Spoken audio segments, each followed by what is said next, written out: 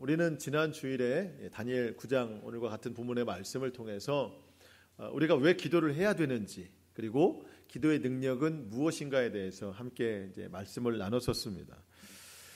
여러분, 우리가 하나님을 믿는다고 하면서 기도하지 않는 것은 참 모순된 일이다, 이제 그런 말씀을 나눴었습니다.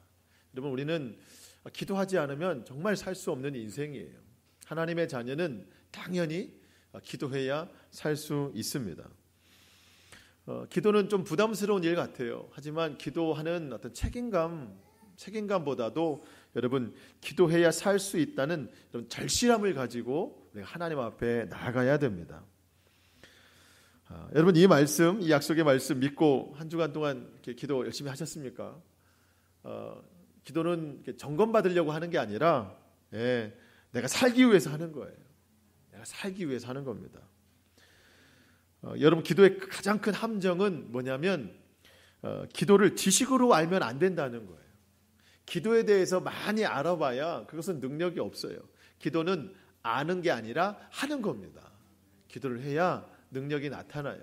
여러분, 그래서 기도하기 참 어렵게 생각하는데 기도 어렵게 생각하지 말고, 기도하는 거, 또 시간 내는 거, 그런 거 어렵게 생각하지 말고 할 수만 있는 대로 우리는 힘써 기도해야 됩니다. 여러분, 두 사람이 산에 나무를 하러 올라갔어요. 도끼질을 막 합니다. 두 사람이 하는 형태가 조금 달라요.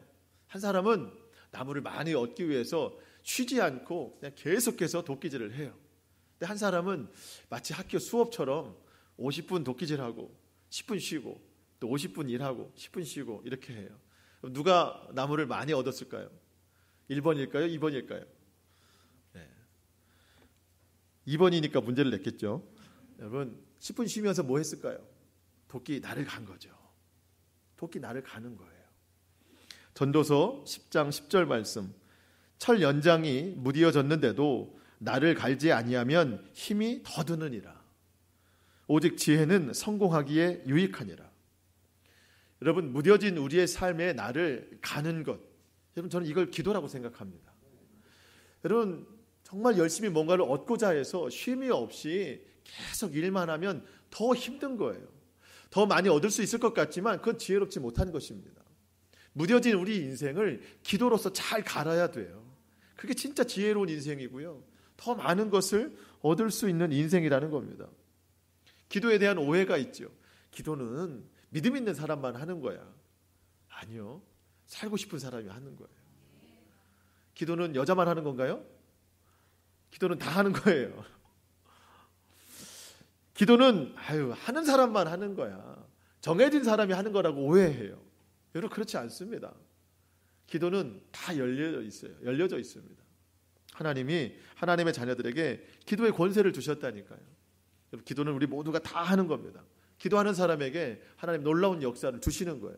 저와 여러분이 그런 기도의 역사를 좀 경험해 봤으면 좋겠습니다. 오늘 다니엘 9장을 통해서 우리가 어떤 기도를 올려드려야 되는가에 대해서 좀 알아보고 싶습니다. 여러분, 지금 다니엘은 바벨론의 포로로 잡혀와 있잖아요. 물론 다니엘은 좀 높은 직책으로 있기 때문에 남들보다는 좀 덜 힘들긴 하지만 다니엘은 자신을 위해 살지 않아요. 하나님을 위해 살고 자기 고국의 아픔 때문에 힘들어하고 있어요. 여러분, 지금 예루살렘이 다 무너졌어요. 성벽이 무너졌고 성전이 무너졌습니다. 여러분, 만약에 생각해 보세요. 아파트에 사시기도 하지만 그냥 단독주택에 살고 있는데 울타리가 다 무너졌어요. 벽이 다 무너졌다고 생각해 보세요. 그러면 아무나 출입하는 거예요. 그 경계선이 없잖아요. 그냥 누구나 들어올 수 있는 거예요. 지금 이스라엘의 성벽이 다 무너졌기 때문에 외부로부터 침략이 보통이 아닙니다. 그랬더니 모든 땅이 다 황폐해졌습니다. 이런 상황을 보고 다니엘이 나는 그래도 높은 직책에 있으니까 괜찮아, 이렇게 생각하는 게 아니에요. 이 무너진 예루살렘을 보고 너무 마음이 아픈데 예레미야 선지자에게 하나님이 주신 말씀을 통해서 보니까 이 기간이 무려 70년이래요. 70년. 70년 동안 이 아픔을 겪어야 된다는 것이 다니엘에게는 너무 큰 충격입니다. 그래서 하나님 앞에 늘 깨어 있었던 다니엘이지만 그 70년이라는 소식을 듣고 하나님 앞에 더 납작 엎드렸어요. 너무 충격인 거예요. 하나님 앞에 원망하는 게 아닙니다. 불평하는 게 아니에요. 하나님의 자녀들에게 주신 이 70년의 이 고난과 고통의 세월, 우리도 물론 힘들지만 자녀들에게 고통을 주시는 하나님의 마음은 어떠시겠는가? 베옷을 입고 죄를 뒤집어 쓰고 금식하면서 하나님 앞에 기도를 하는 겁니다. 여러분, 하나님의 마음을 알아야 돼요. 여러분, 우리가 고통당할 때 그 고통 때문에 힘들어하고 어렵긴 하지만 원망이나 불평할 것이 아니고 이 고통을 주시는 하나님 아버지의 마음을 알아야 돼요. 예레미야애가 3장 33절, 주께서 인생으로 고생하게 하시며 근심하게 하심은 본심이 아니시로다. 하나님이 우리가 고난당하고 고통 속에 있는 거, 고생하는 거, 근심하는 거, 이것은 하나님의 본심이 아니라는 거예요. 그럼에도 불구하고 이스라엘에게 이 70년의 세월을 주시는 이유, 우리에게 힘든 삶의 여정을 주시는 이유, 그 이유를 우리가 잘 알아야 된다는 겁니다. 그 하나님의 본심을 잘 깨달아야 된다는 겁니다. 여러분, 우리가 혹시 고통 중에 있고 어려움 중에 있다면 이 일을 통해서 우리를 더 성장시키려고 하시는 그 하나님의 마음을 우리가 잘 알아야 됩니다. 여러분, 믿음의 사람들에게 이 고난은 동굴이 아닙니다. 터널이에요. 동굴과 터널의 차이는 뭔가요? 동굴은 끝이 막혀 있어요. 하지만 터널은 끝이 뚫려 있습니다. 일정 기간이 지나면 햇빛을 보게 되는 거예요. 여러분, 동굴 같으세요? 아닙니다. 터널이에요. 믿음으로 이 기간을 지나면 밝은 빛이 보인다니까요. 이 터널을 지날 때 내가 무슨 생각해야 되는가? 하나님의 뜻이 있을 거야. 놓쳤던 하나님의 손을 다시 붙잡는 시간입니다. 무뎌진 우리 인생, 기도로서 칼을 가는 시간이에요. 하나님과 함께하는 시간입니다. 그러면은요, 곧 그 터널을 통과하면서 눈부신 햇살이 우리에게 비춰지는 겁니다. 그 기간을 우리가 지금 보내고 있을 수도 있는 거거든요. 말씀과 기도로 이 터널을 잘 지날 수 있어야 됩니다. 다니엘이 그 마음이에요. 하나님 앞에 바짝 엎드렸습니다.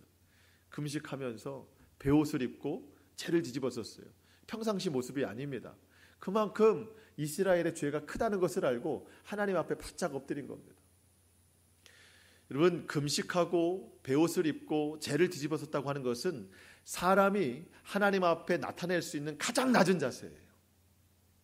가장 낮은 자세로 하나님 앞에 기도를 올려드리는데, 여러분, 뭐라고 기도하냐면, 여러분, 뭐든지 시작이 중요하잖아요.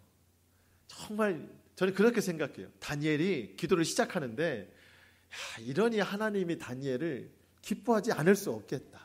뭐라고 기도를 시작하는지를 한번 보겠습니다. 4절 말씀. 4절 말씀. 내 하나님 여호와께 기도하며 자복하여 이르기를. 자, 이제 기도 시작하시오. 뭐라고 하냐면, 크시고 두려워할 주 하나님, 주를 사랑하고 주의 계명을 지키는 자를 위하여 언약을 지키시고 그에게 인자를 베푸시는 이시여. 여러분, 다니엘이 하나님을 부르는데요, 뭐라고 부르냐면 크시고 두려워할 주 하나님. 우리 하나님 크시다는 분, 크신 분. 그러면서 모든 인생이 두려워해야 될 하나님이라는 겁니다. 이스라엘 백성들이 죄를 지어놓고 하나님을 두려워하지 않아요. 하나님을 두려워하지 않아요. 지금 하나님이 듣고 싶은 말씀은 이거거든요. 백성들이 두려워해야 된다. 그런데 다른 백성들이 하나님을 두려워하지 않아요. 근데 다니엘이 그 하나님의 이름을 부르고 있습니다. 크시고 두려우신 하나님 아버지. 그러면서 이어지는 기도가 뭐냐면, 지금 우리가 고난 중에 있지만 선지자들을 통해서 하신 말씀, 내가 내 백성을 회복시키실 것이다, 위로할 것이다, 이 약속의 말씀을 주셨으니 그 약속을 이루실 하나님, 이렇게 기도를 하는 거예요. 우리가 지난주에 우리가 말씀을 통해서 본 것이 뭐냐면, 다니엘이 기도를 시작할 때 하나님의 역사도 시작이 됐다. 여러분, 이거 같아요. 이렇게 기도하니까 하나님이 기도를 들어주시는 거예요. 여러분, 기도하는 것이 굉장히 중요한데 기도의 시작이 너무나도 중요합니다. 우리 기도 시작할 때는요, 하나님의 이름을 부르는 거예요. 여러분, 우리 상황과 상관없이 우리 하나님은 높고 위대하신 분이십니다. 우리는 늘 높고 위대하신 그 하나님의 이름을 부를 수 있어야 됩니다. 그리고 정말 지혜로운 기도는 뭐냐면 우리에게 약속을 이루시는 분이라는 사실이에요. 그 약속의 말씀을 붙들고 하나님 앞에 기도해야 되는 겁니다. 그런 의미에서 이 즈음에 우리가 하나님 앞에 붙들고 해야 될 약속의 말씀이 뭔가 하면, 여러분, 우리 그렇게 기도하는 거예요. 하나님, 우리가 기도할 때, 기도를 시작할 때 하나님의 역사도 시작된다고 말씀해 주셨사오니 그 말씀 의지해서 기도하오니 주님 들어주시옵소서. 여러분, 이렇게 기도하시라는 거예요. 하나님은 약속을 붙잡고 기도하는 것을 굉장히 좋아하시고 그 기도를 반드시 응답하신다는 겁니다. 이제 이렇게 기도를 시작한 다니엘이 본격적으로 간구를 올려드리는데, 그 첫 외침은 하나님, 우리가 너무 죄를 지었습니다라는 뜻이에요. 하나님, 우리가 너무 죄를 지었습니다. 5절 말씀, 우리는 이미 범죄하여 패역하며 행악하며 반역하며 주의 법도와 규례를 떠났사오며. 여러분, 기도를 처음 시작하는데 이 한마디 외침에 이 죄가 얼마나 많이 들어갔습니까? 범죄하고 패역하고 행악하고 반역하고 주를 떠났습니다. 이게 기도의 시작입니다. 무슨 얘기냐면 지금 우리 이스라엘이 고난당하고 있는 이 이유가, 그 원인이 하나님께 있지 않고 우리 때문이라는 거예요. 우리 자신의 죄 때문이라는 것을 너무 잘 알고 있는 겁니다. 그러면서 가장 큰 원인이 뭐냐면 하나님이 말씀을 해주셨는데도, 기회를 주셨는데도 선지자들을 통해서 계속해서 하나님 앞에 돌아서라 말씀을 해주셨는데도 그 말씀을 듣지 않고 그 말씀을 행하지 않고 이제까지 왔기 때문에 이런 고통 가운데 우리가 놓여지게 되어 있다. 10절 말씀 한 번 더 보겠습니다. 오늘 우리가 읽지는 않았지만 10절 말씀 여러분 보시면, 우리 하나님 여호와의 목소리를 듣지 아니하며 여호와께서 그의 종 선지자들에게 부탁하여 우리 앞에 세우신 율법을 행하지 아니하였음이니이다. 하나님의 말씀을 듣지 않았어요.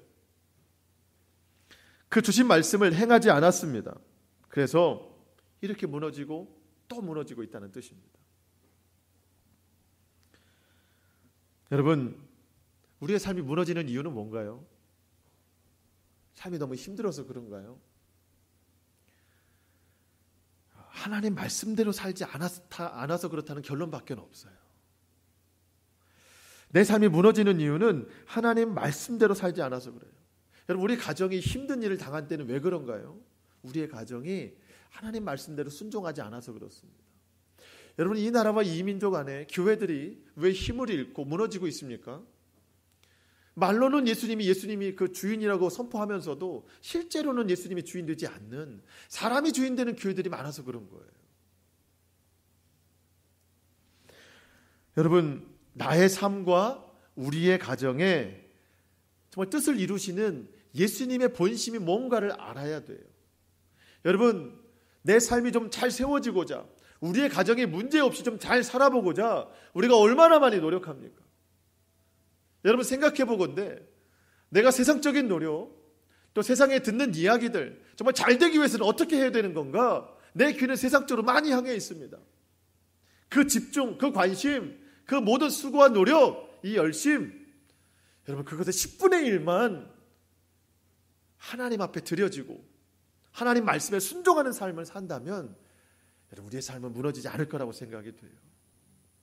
내가 세상에 드려지는 이 마음, 그것을 10분의 1만 하나님 앞에 드려도 우리의 삶이 무너지지 않을 거라는 생각이 들어요. 우리의 가정도 마찬가지입니다. 무너진다 할 게 아니고 우리의 가정이 정말 10분의 1만이라도 하나님 앞에 바로 살기를 드려진다면 절대 무너지지 않습니다. 이런 의인 한 사람만 있어도 무너지지 않는다고 말씀하셨거든요. 우리 예수님께서 우리 인생이 무너지는 이유에 대해서 분명히 말씀하셨습니다. 여러분, 우리 너무 잘 알아요. 마태복음 7장 26절, 내 말을 듣고도 행하지 않는 자는 그 집을 모래 위에 지은 사람과 같으니 비가 내리고 창수가 나고 바람이 불어 그 집에 부딪힘에 그 무너짐이 심하니라. 여러분, 왜 무너진다고요? 모래 위에 집을 지은 사람은 어리석은 사람이래요. 조금만 바람이 불고 비가 와도 그 집이 금방 무너진대요. 기초가 안 돼 있기 때문에. 이런 사람 누구라고요? 예수님 말씀을 듣고도 행하지 않는 사람. 여러분, 듣고도 행하지 않는 사람은 무너지거든요. 여러분, 그런데 듣지도 않으면 무너짐이 아니라 세워짐도 없는 거예요. 그러니까 우리가 하나님 말씀 잘 듣고 그 말씀을 잘 지켜나가야 됩니다. 그래 여러분, 세워지기도 하고 무너지지도 않는다는 겁니다. 우리의 가정도 마찬가지예요. 온전히 세워지려면, 무너지지 않으려면 하나님의 말씀대로 살아야 됩니다. 여러분, 오늘 이 말씀에 순종의 재단을 한번 쌓아보십시오. 그래, 하나님 말씀 한번 순종해보자. 작은 것이라도 순종해보면 나아가자. 그러면 그곳에 하나님의 역사가 임할 겁니다. 다니엘이 회개기도 하는 거예요. 다 우리의 죄입니다. 다 우리의 죄입니다. 여러분, 기도 구절마다 다 그렇게 이야기를 합니다. 정말 너무 심할 정도예요. 여러분, 한번 눈으로 확인해 보시겠습니까? 여러분, 7절 말씀 맨 끝에 보면, 7절 말씀 맨 끝에 보면, 이는 그들이 주께 죄를 범하였음이니이다. 8절 맨 끝에 우리가 주께 범죄하였음이니이다. 9절 맨 끝에 이는 우리가 주께 패역하였음이오며, 11절 맨 끝에 이는 우리가 주께 범죄하였음이니이다. 조금 넘어가서 15절 맨 끝에 우리는 범죄하였고 악을 행하였었나이다. 여러분, 왜 이렇게 말끝마다, 기도 끝마다 다 우리의 죄 때문입니다. 우리의 죄 때문입니다. 이렇게 말할까요? 그만큼 죄가 심각하다는 거예요. 이 고난과 이 고통은 다 이스라엘의 죄로 인한 것이라는 것을 고백하는 것입니다. 여러분, 우리가 하나님의 말씀으로 내 삶을 세워나가요. 무너지지 않게 하려고 합니다. 우리의 가정도 마찬가지예요. 그러다가 무너졌다. 여러분, 그러면 하나님 앞에 우리는 곧바로 회개해야 됩니다. 곧바로 회개해야 돼요.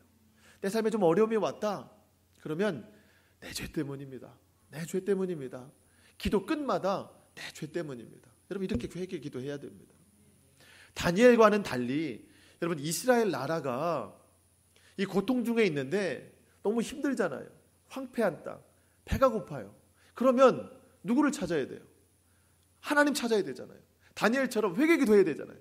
근데 성경에 보니까 이 황폐한 땅에서 이스라엘 백성들이 살기 위해서 옆에 나라에 손을 잡더라는 거예요. 애굽과 아수르에게 도움을 요청하더라는 겁니다. 먹을 것을 달라고. 예레미야가 5장 6절 말씀, 우리가 애굽 사람과 아수르 사람과 악수하고 양식을 얻어 배불리고자 하였나이다. 여러분, 이게 힘든데, 이거 회복해야 되는데, 하나님 앞에 회개해야 되는데 자꾸 이웃 나라에 손을 내미는 거예요. 먹을 것을 좀 달라. 여러분, 우리 하나님 앞에 회개의 손을 내밀어야 됩니다. 삶이 힘들고 어려울 때 자꾸 세상에 손을 내밀면 안 돼요. 자꾸 세상에서 방법을 찾으면 안 됩니다. 여러분, 진짜 방법은 회개에 있어요. 회개를 통해서만 온전히 이게 회복이 된다는 겁니다. 여러분, 이 세상에 회개할 것 없는 인생은 한 명도 없어요. 삶이 힘든 만큼, 어려운 만큼, 그리고 내가 정말 간절히 바라고 소원하는 것만큼 우리가 하나님 앞에 회개의 손을 내밀어야 된다는 겁니다. 고난이 찾아오고 고통이 찾아오고 삶이 막막하여서 더 이상 방법을 찾기 어려울 때 세상에서 찾지 말고 회개에서 찾으시라는 거예요. 여러분, 모세의 뒤를 이어서 이스라엘을 이끈 지도자가 여호수아입니다. 여호수아가 가나안을 앞두고 있습니다. 여러분, 굉장히 중요한 이야기예요. 가나안을 앞두고 있는데 넘어야 할 산들이 있습니다. 바다도 있죠. 요단강이에요. 가장 처음 맞이한 고비입니다. 요단강이 건너가야 되는데 그냥 바다가 아니고요. 가을이라 범람하더라. 출렁출렁해요. 보기만 해도 이거 너무 겁이 나는 상황입니다. 넘어가야 되는데 과거 홍해바다를 경험한 적은 있어요. 그렇죠? 여호수아는 건넌 적이 있지 않습니까? 하나님밖에 의지할 대상이 없어요. 나머지 백성들은 아주 어렸을 때 건넜거나 아니면 그 조상들이 건넜다는 얘기를 들은 사람들밖에 없습니다. 뭔가를 좀 노력을 해봐야 돼요. 용기를 가지려면. 그런데 하나님이 여호수아에게 주신 말씀이 있어요. 백성들에게 선포하라는 겁니다. 여호수아 3장 5절. 여호수아가 또 백성에게 이르되 너희는 자신을 성결하게 하라. 여호와께서 내일 너희 가운데에 기이한 일을 행하시리라. 여러분, 다른 노력을 할 수 있는 상황도 아니지만 그렇다고 해서 가만히 앉아있을 수만은 없는 상황이에요. 뭔가를 좀 분주하게 움직여 봐야 되는 겁니다. 그러다 보면 방법이 생기겠지 하는 그 상황이에요. 그런데 주님이 주시는 말씀은 다른 거 다 필요 없다. 건너는 거는 내가 할 것이다. 너희는 너희 자신을 성결하게 해라. 뭐 하란 얘기예요? 회개하란 얘기예요. 저 요단강을 건널 수 있는 그런 심령이 될 수 있도록 너희 자신을 정결하게 해라. 스스로 너희 자신을 성결하게 하라. 죄가 없는지 잘 판단하고 죄가 있거든 다 하나님 앞에 깨끗하게 죄를 고백하라. 그러면 내일 너희는 놀라운 일을 보게 될 것이다. 여러분, 왜 우리는 요단강과 같은 이 막막한 현실 앞에서 그것을 뚫어내려고 그 방법만 찾고 있나요? 안 된다는 걸 알면서도 그래도 해봐야 되지 않겠는가? 거기에만 우리가 매달리고 있는 거예요. 하나님은 우리에게 말씀하세요. 너 자신을 먼저 성결하게 하라. 그러면 네가 지금 원하는 것들 내일 너에게 기이한 일을 보게 할 것이다. 이게 회개기도의 능력입니다. 이스라엘 백성들에게는 건널 준비의 시간이 필요한 게 아니라 회개의 시간이 필요했어요. 여러분, 그랬더니 다음날 하나님 또 말씀하셨습니다. 제사장 어깨에 맨 말씀의 언약궤, 이 언약궤를 가지고 물이 있는 곳에 한 발 들어가라. 그러면 갈라질 것이다. 실제로 한 발 닿았더니 물이 갈라졌어요. 또 한 발 닿았더니 또 갈라졌어요. 이렇게 한 발씩 갈 때마다 물이 갈라졌습니다. 그리고 이 언약궤가 요단강 맨 끝에 서 있었어요. 그러면서 모든 백성이 다 지나가고 마지막으로 언약궤가 빠져나오니까 다시 물이 차는 거예요. 여러분, 이 요단강 건너는 처음 시작은 뭐였어요? 회개하는 거였어요. 지나가는 과정은 뭐예요? 말씀이었어요. 시작은 늘 회개예요. 회개가 시작이 되면은요, 하나님 말씀으로 이끌어 가시거든요. 그러면 그 어떤 것이라도 하나님은 다 응답하십니다. 우리가 이것을 실천하지 않아서 그래요. 여러분, 생각해 보십시오. 우리는 그런 생각해요. 뭐 회개가 뭐 큰 능력이 있겠어? 그냥 뭐 입술로 죄를 고백한다고 그냥 마음만 시원해질 뿐이지 그게 무슨 능력이 있겠어? 여러분, 아니에요. 회개가 요단강 건너게 하더라는 겁니다. 예수님이 세례 요한에게 세례를 받으시고 메시아로서 사역을 시작하시면서 처음 입을 연 말씀이 뭐예요? 회개하라, 천국이 가까이 왔느니라. 회개하는 사람만이 천국 갈 수 있다는 겁니다. 우리의 삶이 하나님 나라 되려면 다른 방법 없다는 거예요. 회개하라는 거예요. 초대교회 성령의 역사가 엄청나게 일어나지 않았습니까? 그 역사가 어디에서 왔습니까? 회개에서 왔어요. 회개에서. 베드로를 비롯한 모든 사도들이 회개하기에 이르니까 그때 성령이 막 불어닥친 거예요. 그 경험을 베드로가 유대인들에게 그렇게 선포합니다. 사도행전 3장 19절. 그러므로 너희가 회개하고 돌이켜서 너희 죄 없이 함을 받아라. 이같이 하면 새롭게 되는 날이 주 앞으로부터 이를 것이요. 여러분, 인생이 새로워지는 것은 다른 게 없습니다. 회개하면 주님이 우리를 새롭게 변화시킨다는 거예요.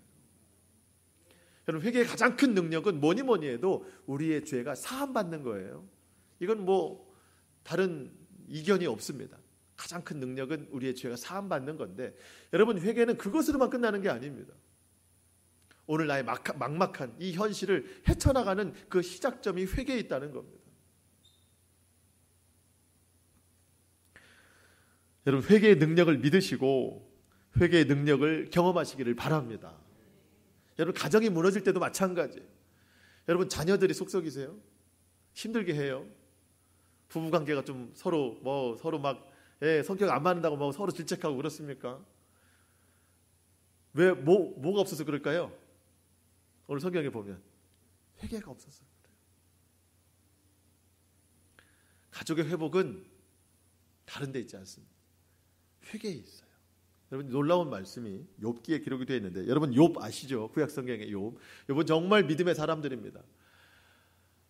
어떻게 이렇게 살 수 있을까 싶을 정도로 정말 대단한 사람이에요. 그냥 아무 이유 없이 고난과 고통이 오잖아요. 네. 막 자녀들이 막 죽어요. 짐승들, 가축들, 재산 다 죽어요. 부인이 막 떠나요. 뭐 잘된 건지 잘못된 건지 모르겠지만 막 떠나요. 힘든 일이 막 있는 거예요. 결국 42장에 가가지고 하나님이 큰 축복 부어주시거든요. 근데 욥의 축복은 42장에 있는 게 아니고 1장 맨 앞에 있더라고요. 뭐라고 기도하냐면 욥은 아들이 7이고 딸이 3입니다. 아들이 7이고 딸이 3입니다. 이들을 어떻게 양육하는가? 잘 들어보세요. 욥기 1장 4절. 그의 아들들이 자기 생일에 각각 자기의 집에서 잔치를 베풀고 그의 누이 3명도 청하여 함께 먹고 마시더라. 생일 잔치 하는 거예요. 자녀들이. 그들이 차례대로 잔치를 끝내면 욥이 그들을 불러다가 성결하게 하되 아침에 일어나서 그들의 명수대로 번제를 드렸으니 이는 욥이 하는 말이 혹시 내 아들들이 죄를 범하여 마음으로 하나님께 욕되게 하였을까 함이라. 욥의 행위가 항상 이러하였더라. 자녀들이 누구 하나 생일이면 다 모여서 생일잔치 한대요. 촛불 끄고 막 축하하는 거예요. 폭죽 터뜨리고. 그러다 보면 좀 생각이 해이해질 수 있잖아요. 그 하나님 앞에 믿음에서 세상적으로 경계선이 넘어갈 수 있잖아요. 혹여라도 내 자녀들이 생일잔치를 하다가 마음으로라도 하나님 앞에 죄를 범했을까 봐 그 흥겨운 잔치 때는 그냥 놔두고 다음 날 한 명씩 불러다가 혹시 어제 뭐 하나님 앞에 욕되게 한 게 있었니? 혹시 좀 잘못된 게 있었니? 아니요, 그런 거 없었어요. 그래? 내가 널 못 믿어. 그러면서 회개 기도를 막 머리에다 대고 하는 게 아니고요. 여러분 송아지를 잡아다가 번제를 드린다는 거예요. 양을 잡아다가 번제를 드리는, 번제가 뭔지 아시죠? 태워서 드리는 굉장한 수고가 있는 겁니다. 한 명씩 불러다가 이 번제를 드린다는 거예요. 마음에 죄 하나라도 남아있으면 안 되기 때문에. 아버지가. 여러분 이런 열정. 여러분 축복이 42장에 있습니까? 여기에 있는 거잖아요. 여러분 자녀들이 혹시 속썩이고 말 안 듣고 그러세요? 가정의 회개기도 해보셨습니까? 가정의 회개기도. 아내나 남편이 좀 힘들게 하나요? 여러분 서로가 손가락질만 할 수 있지 우리 가정의 회개기도 해보셨어요? 여러분 가정의 회개기도가 중요하다는 거예요. 내 자신의 회개기도 중요하지만 우리 집이 왜 이렇게 또 무너질까? 잠잠하고 행복하다가 왜 또 가정이 분열되고 힘들고 싸울까? 여러분 그때 하나님이 원하시는 것이 가정의 회개기도예요. 누가 해야 됩니까? 다른 사람이 해야 돼요? 내가 해야 돼. 내가.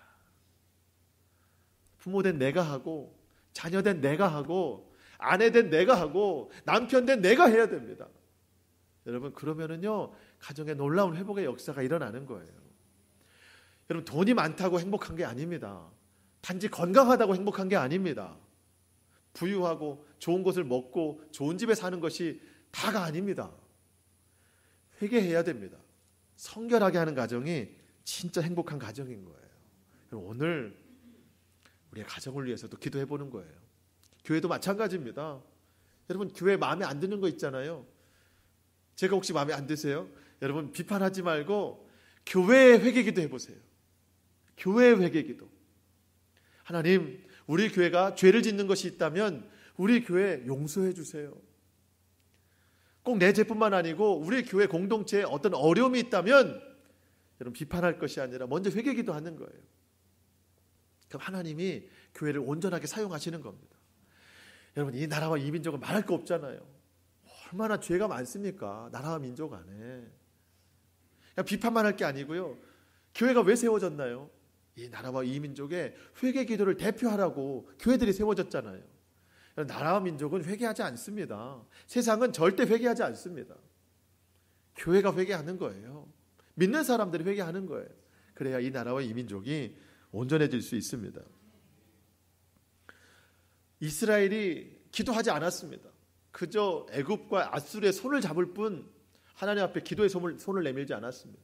그런데 다니엘은 한 사람이 하나님 앞에 기도를 했더니, 여러분 우리 기억하잖아요. 지난주에 다니엘이 기도를 시작할 때 하나님이 역사를 시작하시더라. 여러분 이 회개 기도하니까 하나님 그때 역사를 시작하는 거예요. 그 구절 제가 세 번역으로 보니까요 더 은혜가 되더라고요. 세 번역으로 뭐라고 말하냐면 23절을 세 번역으로 보니까 내가 간구하자마자 곧 응답이 있었다. 더 확신하죠? 간구하자마자 곧 응답이 있었다. 여러분 이게 저는 회개 기도의 능력이라고 믿습니다. 회개를 해야 돼요. 그러면서 다니엘이 하나님 앞에 정말 마지막 부분에 올려드리는 것은, 주님 정말 우리가 잘못해서 이 고난과 고통을 받고 있습니다. 예, 그렇지만 주님 회복하신다고 약속하셨사오니 긍휼히 여겨주셔서 이 모든 죄를 용서해 주세요. 이 기도를 마지막에 올려드립니다. 여러분 이 기도를 좀 보고 마칠까 하는데요. 16절 말씀 같이 읽어보겠습니다. 16절 말씀 시작. 주여 구하옵나니 주는 주의 공의를 따라 주의 분노를 주의 성 예루살렘 주의 거룩한 산에서 떠나게 하옵소서. 이는 우리의 죄와 우리 조상들의 죄악으로 말미암아 예루살렘과 주의 백성이 사면에 있는 자들에게 수치를 당함이니이다. 아멘. 주님의 공의가 또 주님의 분노가 이 땅 가운데 이르게 되었습니다. 주님 그것은 당연한 일입니다. 우리가 죄를 지었기 때문에 주님이 화나신 것은 당연한 일입니다. 그게 주님의 공의임을 우리가 받아들이겠습니다. 하지만 주님의 약속하셨습니다. 기도하는 자 또 약속 말씀을 믿고 하나님 앞에 나아가면 회복시킨다고 말씀하셨사오니 주님 긍휼을 베풀어 주세요. 그러면서 정말 중요한 기도를 18절에 하거든요. 18절 말씀 우리 마지막으로 한 번만 듣겠습니다. 18절입니다. 시작. 나의 하나님이여 귀를 기울여 들으시며 눈을 떠서 우리의 황폐한 상황과 주의 이름으로 일컫는 성을 보옵소서. 우리가 주 앞에 간구하옵는 것은 우리의 공의를 의지하는 것이 아니요 주의 큰 긍휼을 의지하여 함이니이다. 아멘. 우리가 이렇게 고통받고 있는 것은 정말 당연한 죄의 결과입니다. 주님의 공의입니다. 하지만 주님 우리를 용서해 주세요. 용서하시되 그 용서의 기준이 우리가 뭐 잘난 것이 있어서 조금이라도 그럴 만한 것이 있어서 그런 것이 아니라 우리의 공의로 하지 마시고 하나님의 긍휼하심으로 우리를 용서해 주시옵소서. 여러분 이게 뭔가요? 여러분 이게 십자가예요. 여러분 이게 십자가예요. 주님 저에게는 아무것도 선한 게 없어요. 저는 정말 진노의 자녀입니다. 하지만 나의 공로로 하지 마시고 오직 주님의 긍휼로 하옵소서. 여러분 우리 하나님은 공의의 하나님이십니다. 다른 말로 정의의 하나님이라고 말씀하세요. 무슨 뜻이냐면 하나님은 불의한 것을 보시고 불법을 보시고 그냥 지나치는 분이 아니라는 뜻입니다. 지금 이스라엘이 왜 고통당하고 있습니까?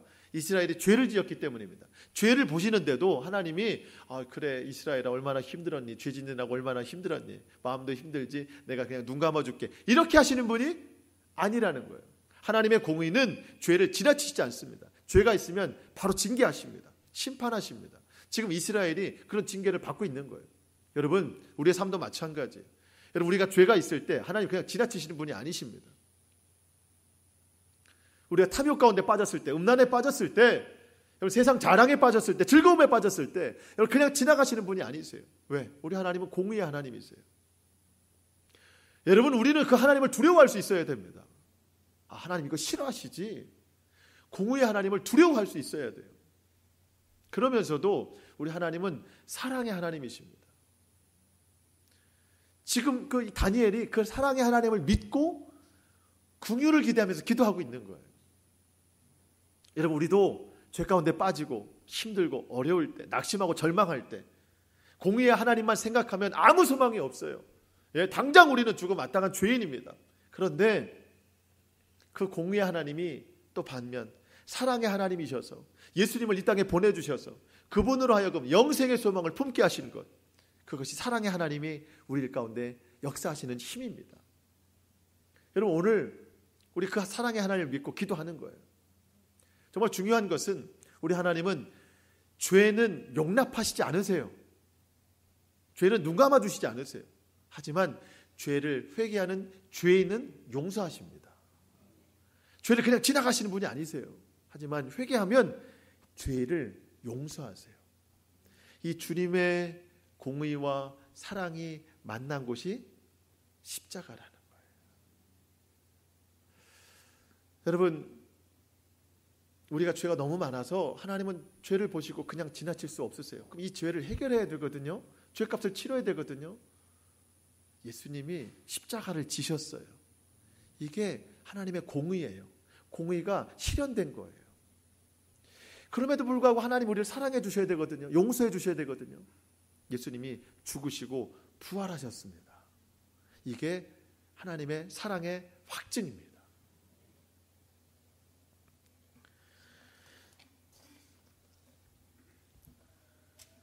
여러분, 놀라운 것은 예수님께서 십자가를 지심으로 그 하나님의 공의가 실제가 됐어요. 그리고 죽으시고 부활하심으로 그 사랑이 확증됐다는 사실입니다. 예수님의 십자가는 우리에게 완전한 구원이에요. 다니엘이 말한 것처럼 우리의 공로로 되어진 것이 하나도 없습니다. 전적인 하나님의 은혜요, 전적인 예수님의 십자가 그냥 헌신이라는 거예요. 희생이라는 거예요. 여러분, 그래서 우리는 그렇게 고백합니다. 예수 그리스도 십자가 하나만으로도 충분합니다. 사도 바울이 그렇게 고백했어요. 갈라디아서 6장 14절. 그러나 내게는 우리 주 예수 그리스도의 십자가 외에는 결코 자랑할 것이 없으니 그리스도로 말미암아 세상이 나를 대하여 십자가에 못 박히고 내가 또한 세상에 대하여 그러하니라. 여러분, 자랑으로 말할 것 같으면 사도 바울만큼 자랑할 것이 많은 사람이 없었습니다. 가문도 그렇고 지식도 그렇고 부와 명예 권력 다 세상 최고 자랑할 수밖에 없는 사람이었습니다. 그런데 그가 예수님 만나고 나니까 작은 죄 하나도, 거짓말 하나, 그 작은 죄 하나도 자기의 지식으로 해결할 수 없더라는 거예요. 돈으로도 해결할 수 없더라는 겁니다. 그가 그렇게 맹세해왔던 율법으로도 그 죄 하나 해결할 수 없더라는 거예요. 오직 십자가 외에는 자기의 죄를 해결할 것이 하나도 없더라는 거예요. 십자가만이, 예수님 십자가만이, 그 보혈만이 자기의 죄를 없게 여기시더라는 겁니다. 그러니 그동안 자랑거리였던 이 모든 것이 다 배설물이에요. 아깝지만 버린 게 아닙니다. 더러워서 버린 거예요. 해로 여기면서 버린 거예요. 그것 때문에 구원 못 받을 뻔했어요. 그것 때문에 용서 못 받을 뻔했어요. 그것 때문에 예수님 십자 경험 못할 뻔했습니다. 예수님 십자 경험하고 났더니 자신의 인생이 새롭게 발견되더라. 사도 바울의 고백입니다. 그동안 하나님 앞에 열심히 산다고 살았는데 그 열심이 나중되고 나니까, 십자가 경험하고 나니까 이게 바벨탑이라는 거예요. 바벨탑. 하나님을 위해서 했다는 건데 결국 하나님을 욕먹게 하는 바벨탑이 되더라는 겁니다. 십자가를 만나고 사도 바울은 진정한 삶이 뭔가를 알았고 진정한 자유를 얻었습니다. 여러분, 우리 십자가 하나로 충분한 삶이 되어야 됩니다. 십자가가 모든 것을 다 해결하는 거예요. 저도 지난 한 주간 살아오면서 생각해보면 지은 죄가 너무 많더라고요. 아니, 목사가 이렇게 죄를 많이 지어도 되는 건가? 여러분, 뭐 이렇게 생각하지 마시고 제 나름의 죄도 참 많아요. 우리 죄 많잖아요. 그러면서 강단에 설 수 있나? 또 말씀 전할 수 있나? 마음이 무거워요. 우리 마찬가지잖아요. 아니, 내가 오늘 예배 드릴 수 있나? 그런 자격이 있나? 또 앉아서 예배 드리고 말씀 듣고 또 죄를 지을 텐데 마음이 무거워요. 절망과 낙심뿐입니다. 죄에 무너진 때가 너무 많아요. 하나님의 자녀라고 바르게 살아야 되는데 죄에 무너진 때가 너무 많습니다. 예수님이 말씀하셨죠. 자기를 부인하고 자기 십자가를 지고 내게 따라오라. 내 십자가 내가 지기는커녕 내 십자가마저 예수님 등에다 짊어지고 예수님만 더 힘들게 하는 것은 아닌가. 그런데 이거 정말 아니다 싶은 내 생각, 그것 너머로 주님이 오늘 또 우리에게 십자가를 주시는 거예요. 사랑과 공의의 십자가를 또 주시는 거예요. 아니 주님, 지난주 것도 지금 내가 못 살고 있는데 또 주시면 어떡합니까? 내가 지난주도 이렇게 넘어지면서 살아왔는데 죄책감 때문에 힘들어 죽겠는데 또 주시면 어떡합니까? 근데 여러분, 주님이 주시는 십자가는요, 그거 받고 더 힘들게 살라고 주시는 게 아니라 십자가를 가지고 다시 일어서라는 거예요. 십자가를 디뎌서 다시 일어서라고 주시는 거예요.